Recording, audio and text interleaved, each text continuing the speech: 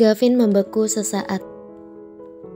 Desiran itu masih ada kala ia melihat sosok yang pernah menjadi wanita terindahnya mengalihkan tatapan ke arahnya. Dua pasang mata itu beradu. Tak hanya Gavin yang bergetar hebat, Sandra juga merasakan hal yang sama. Masih ada gempuran rasa di antara keduanya. Di saat yang sama, Aska juga menoleh ke arah sepasang pengantin baru itu. Ia tak kalah terkejut. Ditelisiknya penampilan istri dari rival berat bisnisnya yang terlihat lebih menawan dibanding terakhir kali ia melihatnya di acara pertunangannya dan Sandra. Aska akui, wanita yang sudah lama menjadi teman dunia mayanya memang menarik dan penuh daya pikat.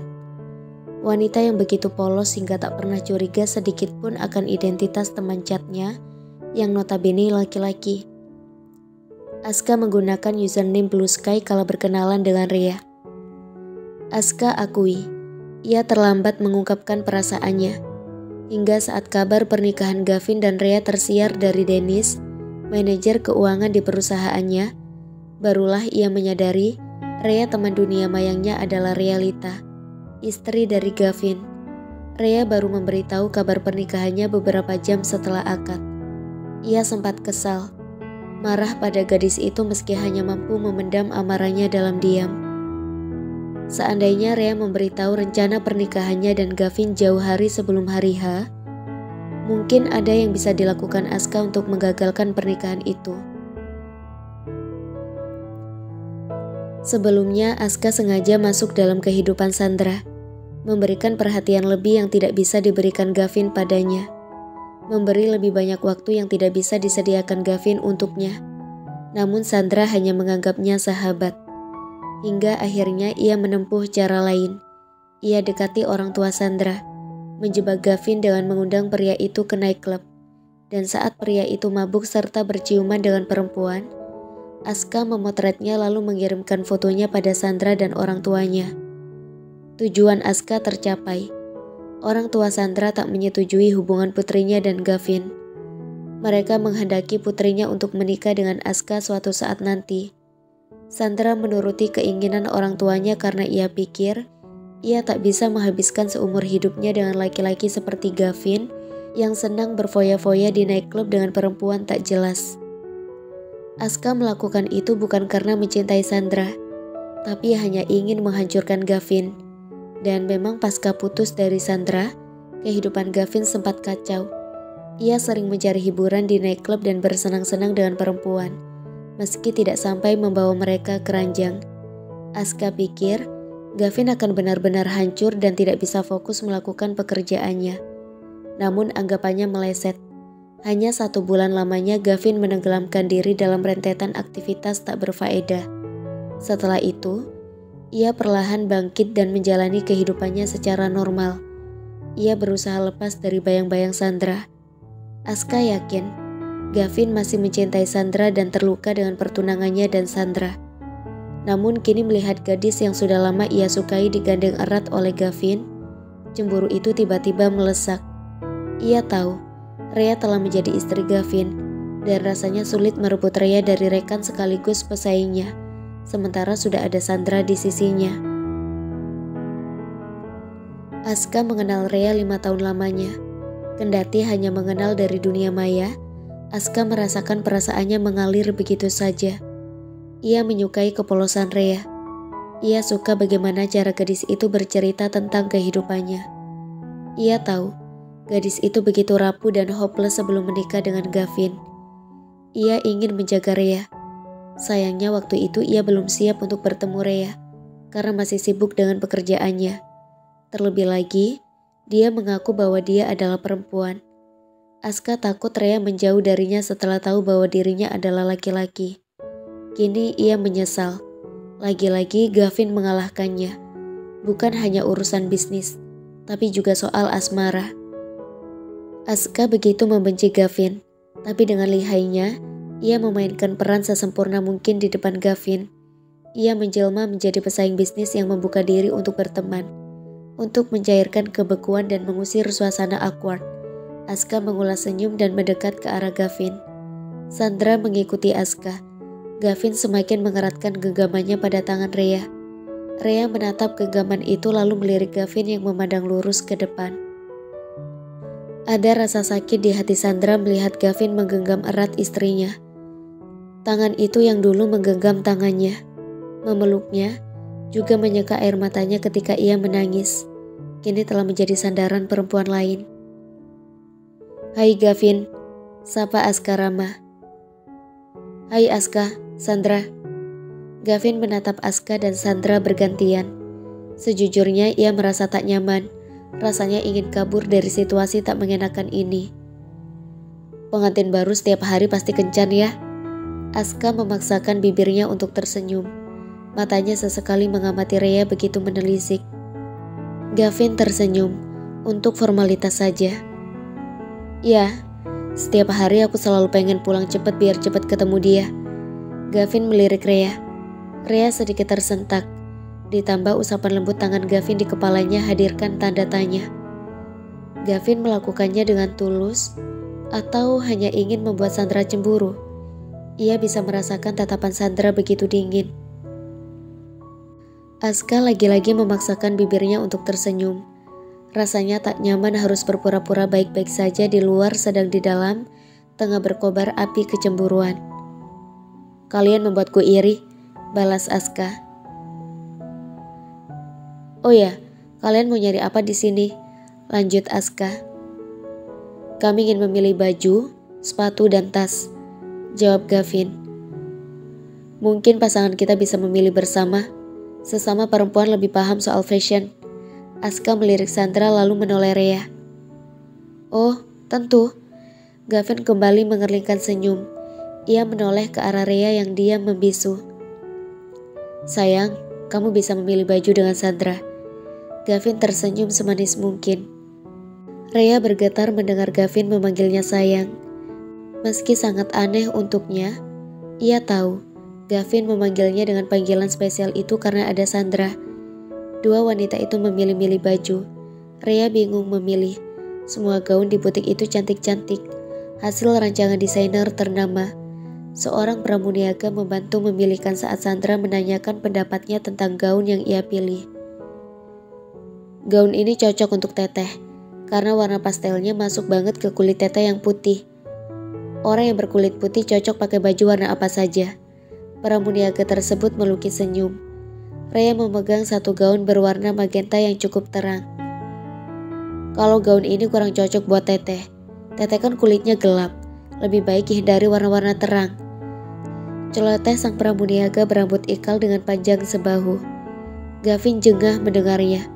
Baginya, baju dibuat untuk bisa dikenakan siapapun, bukan untuk warna kulit tertentu. Ia menatap pramuniaga itu tajam. "Coba diulangi lagi." "Warna kulitnya gelap dan gak cocok pakai baju warna terang." Raut wajahnya terlihat datar, dan caranya menatap membuat sang pramuniaga seakan membeku. Pramuniaga itu menyadari kesalahan ucapannya.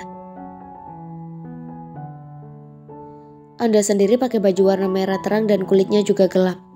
Kalau Anda bisa pakai warna terang, kenapa istriku gak cocok pakai warna terang?" Gadis yang sudah bekerja sebagai pramuniaga selama setahun itu hanya bisa menunduk. Ia tak menyangka Teteh yang berperawakan mungil itu adalah istri dari laki-laki berpenampilan parlente di hadapannya. "Maaf Pak, bukan maksud saya." "Sudah, tak perlu membuat alibi. Belajarlah untuk tidak melihat orang dari warna kulitnya. Bukan begitu cara menghadapi pelanggan.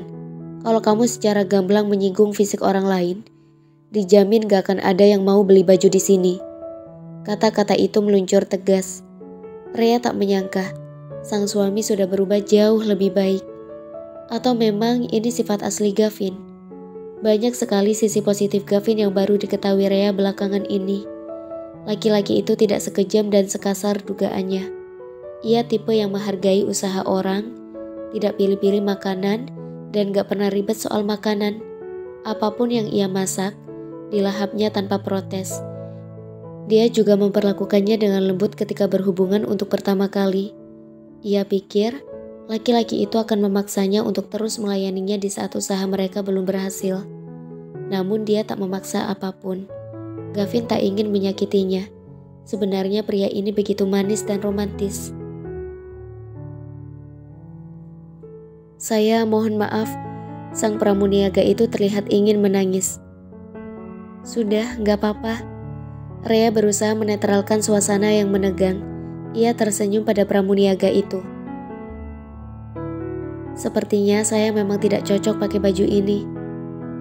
Kalau kamu suka ambil saja, sela Gavin segera. Sandra terpekur mendengar perbincangan mereka. Entah kenapa, ia merasa Gavin begitu melindungi Rea. Apa laki-laki itu sudah jatuh cinta pada Rea? Apa namanya sudah tersisih oleh Rea? Ia mengerjap. Ia tak akan memikirkannya lebih jauh. Dia dan Gavin sudah tak memiliki hubungan apapun. Tak seharusnya ia cemburu. Aska terpaku memperhatikan Rea yang terlihat bahagia. Ia masih terus aktif menyapa Rea di chat. Tapi Rea tak pernah membalasnya. Ia tak tahu apa yang terjadi. Rea seolah sengaja menjauh darinya. Ia yakin Gavin yang melarang Rea berkomunikasi dengannya. Rasanya ia ingin berbicara empat mata dengan gadis itu dan memberitahu padanya bahwa ia adalah Sky. Ingin ia mengatakan bahwa semesta tak berlaku adil padanya. Selama ini dialah yang memahami Rea, lebih dari siapapun juga.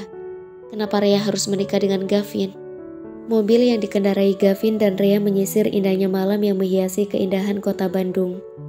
Gavin serius mengemudi sedang mata Rea terpaku pada apa yang bisa ia lihat di luar jendela.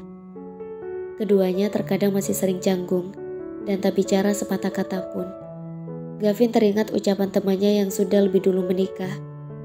Orang yang nikah dijodohkan biasanya canggung gimana, tapi makin sering lihat masing-masing gak pakai baju, rasa canggung itu akan hilang.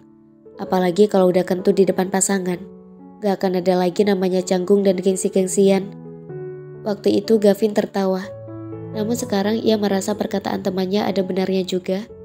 Mungkin karena ia baru 2 kali melihat Rea tidak mengenakan sehelai pun benang dan belum pernah kentut di depan Rea, makanya rasa canggung terkadang masih mendominasi. Ya Allah, kasihan. Suara lirih Rea mengusik pikiran Gavin. Ada apa? Rea menoleh suaminya. Tadi aku lihat 2 anak kecil malam-malam bawa karung. Pakaiannya lusuh. Kasihan banget. Rasanya pengen turun ngasih sesuatu. Rea melirik 2 kotak pizza yang sempat mereka beli setelah keluar dari butik. Gavin mengamati ekspresi wajah Rea yang cemas. Gavin menepikan mobilnya dan berhenti. Mereka jauh gak dari sini? Tanya Gavin. Agak jauh, balas Rea. Gavin memutar balik arah laju mobil mereka. Ia menjalankan mobil menuju lokasi yang Rea maksud. Rea bengong. Balik lagi? Iya, kita samperin mereka, jawab Gavin singkat. Rea menganga sekian detik. Sungguh, ia seperti dibukakan matanya lebar-lebar untuk mengenal seperti apa sosok seorang Gavin. Laki-laki itu sebenarnya baik dan penuh perhatian. Gavin menepi dan menghentikan mobilnya. Rea mendongakkan kepalanya, menerawang ke arah seberang di mana 2 anak itu duduk bersebelahan dengan 1 karung teronggok di antara keduanya. Apa aku boleh memberikan 2 kotak pizza ini untuk mereka? Tanya Rea polos. Gavin mengangguk pelan. Ia pikir 2 anak itu lebih membutuhkan 2 kotak berisi pizza itu dibanding dirinya dan Rea. Rea dan Gavin turun dari mobil dengan menenteng 2 kotak pizza. Mereka berjalan mendekati 2 anak yang terlihat begitu dekil dengan pakaian kumal. Hai, malam-malam kok kalian masih di jalan? Rea berjongkok dan menatap 2 anak itu bergantian. Iya teh, lumayan, banyak sampah yang bisa diambil, kami udah biasa mulung. Jawab anak laki-laki berperawakan kurus yang Rea taksir berusia sekitar 9 atau 10 tahun. Rea terenyuh mendengarnya. Begitu juga dengan Gavin. Anak sekecil ini sudah giat bekerja. Memangnya orang tua kalian ngizinin kalian mulung malam-malam? Tanya Rea lagi. Ia tak mengerti kenapa 2 anak ini dibiarkan berkeliaran malam-malam. 2 anak itu mengangguk. 1 anak yang lebih besar, Rea taksir berusia 9 tahun. Satunya lagi berusia 6 tahun. Orang tua kami juga pemulung. Tinggalnya deket kok, masuk gang itu. Sang kakak menunjuk salah satu gang kecil, sedang adiknya terdiam dengan muka polosnya. Kok malam-malam kalian masih mulung? Rasanya Rea ingin tahu lebih banyak tentang kehidupan anak-anak malang itu. Iya teh, biar besok gak berebutan sama anak lain. Kami butuh biaya buat sekolah, bantu orang tua biar gak susah makan. Makanya kami ikut mulung. Anak laki-laki berusia 9 tahun itu menjawab dengan polosnya. Manik beningnya pancarkan sebuah ketulusan. Hatinya yang putih sepertinya tak memiliki waktu untuk sekedar bertanya kenapa jalan hidupnya seperti ini. Mungkin ia pernah bertanya, tapi hidup juga terlalu keras untuknya hingga ia tak pernah iri sekalipun pada anak-anak lain yang di jam-jam ini sudah terlelap di kasur empuk nanah hangat. Bagi mereka, hidup itu artinya tak ada waktu untuk bermanja-manja atau mengeluhkan atas semua yang tidak mereka miliki. Rea dan Gavin saling berpandangan. Entah kenapa, hati Gavin tersentuh mendengar penuturan anak berwajah polos itu. Wajah yang siratkan kekuatan. Kepolosan yang terlalu teguh untuk mengenal perih. Sedari kecil, ia terbiasa hidup berkecukupan bahkan bergelimang harta. Ia terharu mengetahui ada anak sebelia ini sudah merasakan kerasnya hidup. Ada fenomena seperti ini yang luput dari perhatiannya. Rea menyodorkan 2 kotak pizza itu pada 2 anak tersebut. Mata keduanya berbinar. Apa ini teh? Tanya sang kakak mengernyitkan alis. Ini pizza untuk kalian. Dibawa pulang ya. Dimakan bareng orang tua kalian. Rea tersenyum sumringah. Wajah 2 anak itu seketika berseri-seri. Senyum lebar mengembang. Makasih banyak teh, ucap sang kakak diikuti adiknya. Kami pulang dulu ya teh. Mau nunjukin pizza ini ke ayah ibu. Kami belum pernah makan pizza. Rea mengangguk dan menyunggingkan senyum. 2 anak itu beranjak. Sang kakak memanggul karung, sedang sang adik menenteng 2 kantong berisi kotak pizza. Mereka berjalan beriringan sembari bernyanyi-nyanyi kecil. Rea dan Gavin kembali ke mobil. Sebelum melajukan mobilnya, Gavin melirik sang istri yang tersenyum lega. Wanita ini berhati lembut, peduli pada sekitar, dan gaya hidupnya juga sederhana. Jarang ia bertemu perempuan seperti Rea. Kamu punya kepedulian yang tinggi, ucap Gavin. Rea melirik sang suami. Sedari kecil, ayah sering mengajakku mengunjungi panti asuhan, pemukiman pemulung, atau menemui anak-anak jalanan. Ada banyak anak-anak yang tidak mendapatkan haknya karena kesulitan ekonomi. Mereka gak dapat hak pendidikan, hak hidup layak, bahkan juga hak bermain karena sejak kecil sudah dipaksa untuk bekerja. Gavin tercenung. Untuk pertama kali, ia merasa ada yang kurang dalam hidupnya.